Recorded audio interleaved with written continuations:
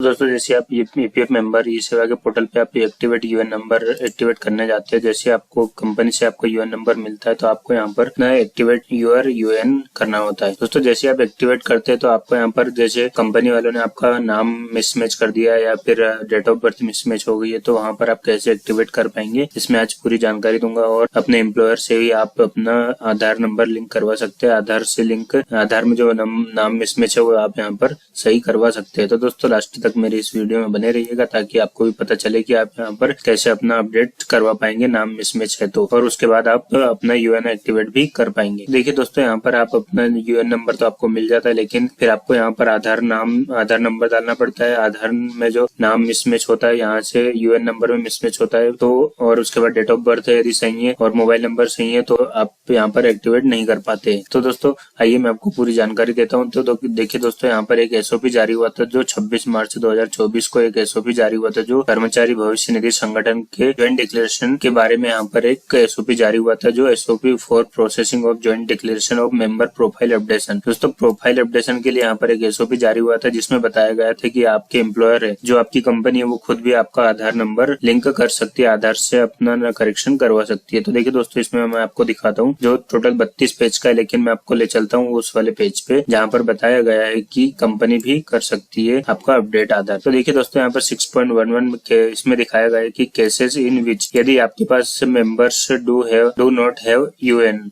और दोस्तों यदि आपके पास यूएन नंबर नहीं है या फिर members have UAN and seeded with Aadhaar, यदि आपके पास यूएन नंबर तो है लेकिन उसमें आधार नंबर भी लिंक है but the Aadhaar detail mismatch with the office record. दोस्तों आधार की जो डिटेल है वो मिसमैच है ऑफिस रिकॉर्ड में तो आप वहां पर सही करवा सकते हैं। And the UN is not activated, और तो वहां पर आप एक्टिवेट नहीं करवा पाते तो वहां पर देखिए members UAN is not link with Aadhaar, और यहाँ पर यदि आपका मेंबर्स में आधार लिंक नहीं है तो आप कैसे यहाँ पर लिंक करवा पाएंगे मैं आपको दिखाता हूँ। इसमें और बताया गया है कि as the member will not be able to log in to the member portal to submit joint declaration। दोस्तों अभी एक नया वहाँ पर ऑप्शन आया है जहाँ पर ज्वाइंट डिक्लेरेशन अब ऑनलाइन भी आप जमा कर सकते हैं। पहले ऑफलाइन जमा होता था, अब आप के जो मेंबर पोर्टल पर है वहां पर भी ज्वाइंट डिक्लेरेशन का ऑप्शन आ गया है। पर उसके लिए आपको मेंबर पोर्टल पर आपको जो आपका यूएन नंबर है वहां पर एक्टिवेट करना होता है। एक्टिवेट जब ही होगा जब आपका आधार से सारे डिटेल मैच होगी। तो दोस्तों यहाँ पर यदि मिसमैच है तो आपको यहाँ पर देखिए the employer shall have the option to upload the member profile correction request along with the necessary document. दोस्तों यहाँ पर आपके जो डॉक्यूमेंट है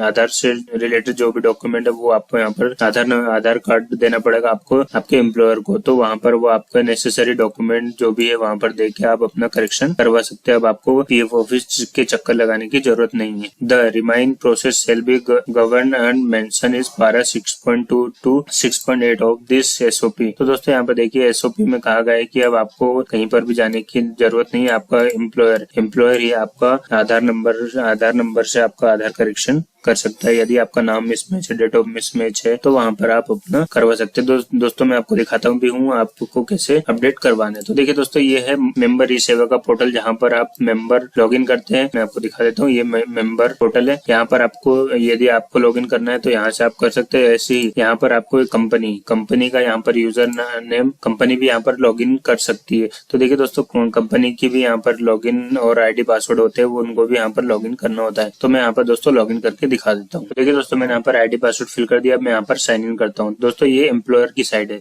देखिए एम्प्लॉयर साइड है, ये नॉट एम्प्लॉय, आप यहाँ पर लॉगिन नहीं कर सकते। एम्प्लॉयर की साइड है, आपकी जो कंपनी है उनकी साइड है, उनको बोलिए लॉगिन करने के लिए। तो दोस्तों मैं यहाँ पर साइन इन करता हूँ। तो देखिए दोस्तों मैंने यहाँ पर एम्प्लॉयर की जो आईडी होती है वो यहाँ पर लॉगिन करी है। जो एम्प्लॉयर की आईडी होती है जहाँ home member establishment payment dashboard user admin online service ABRY। तो देखिए दोस्तों यहाँ पर मेंबर पे वो जैसे क्लिक करेंगे आप उनको बताइएगा कि आपकी कंपनी वालों को कि आप खुद भी यहाँ पर ज्वाइंट डिक्लेरेशन का देखिए न्यू ऑप्शन यहाँ पर आ गया है जहाँ ज्वाइंट डिक्लेरेशन चेंज रिक्वेस्ट। दोस्तों यहाँ पर से वो खुद एम्प्लॉयर भी आपका आधार से जो मिसमैच है वो यहाँ पर आप करेक्शन करवा सकते हैं। देखिए दोस्तों मैं उस पर क्लिक करता हूँ। देखिए दोस्तों यहाँ पर पेंडिंग रिक्वेस्ट है, यहाँ पर रिक्वेस्ट प्रोसेसिंग बाय एम्प्लॉयर, यहाँ पर अभी कुछ भी किसी का भी अप्रूव करने के लिए नहीं आ रहा है। तो यहाँ पर देखिए अभी नॉट रिकॉर्ड फाउंड हो रहा है। यदि आपने रिक्वेस्ट भेजी है, आपने रिक्वेस्ट किया है तो वहां से वो खुद भी कर सकते हैं। अब देखिए दोस्तों मैं यहाँ पर उनको दिखा देता हूँ कि मेंबर में जैसे आप जाएंगे तो ये जो तो देखिए दोस्तों यहाँ पर तो अभी पेंडिंग नहीं दिखा रहा, लेकिन आप देखिए यहाँ पर जैसे वो मेंबर पे क्लिक करते तो यहाँ पर देखिए जो यहाँ पर अप्रूव का भी रिक्वेस्ट आ रहा है, यहाँ पर ये भी न्यू ऑप्शन दिया गया है। यहाँ पर आप वो जैसे ही क्लिक करते हैं तो यहाँ पर देखिए दोस्तों, यहाँ पर आपका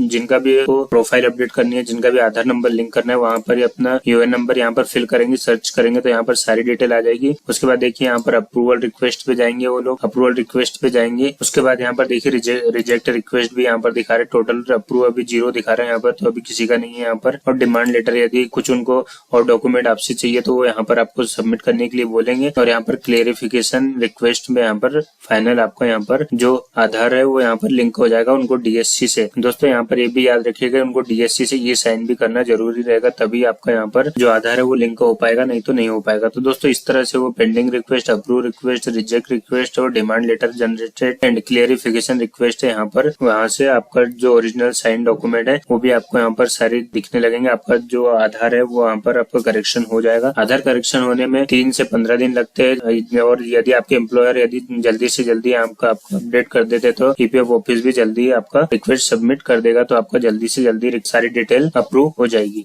तो दोस्तों इस तरह से आप अपना यहाँ पर जो आधार नंबर लिंक है वो यहाँ पर अपडेट करवा सकते हैं, आधार से लिंक करवा सकते हैं। तो दोस्तों मेरी इन्फॉर्मेशन यदि आपको सही लगी तो फैमिली और दोस्तों के साथ शेयर जरूर करें, और दोस्तों यदि आप मेरे चैनल पर नए हैं तो सब्सक्राइब जरूर करें और बेल आइकन जरूर दबाएं, ताकि इसी तरह से आपको इन्फॉर्मेटिव वीडियो मिलती रहे। दोस्तों बहुत बहुत धन्यवाद।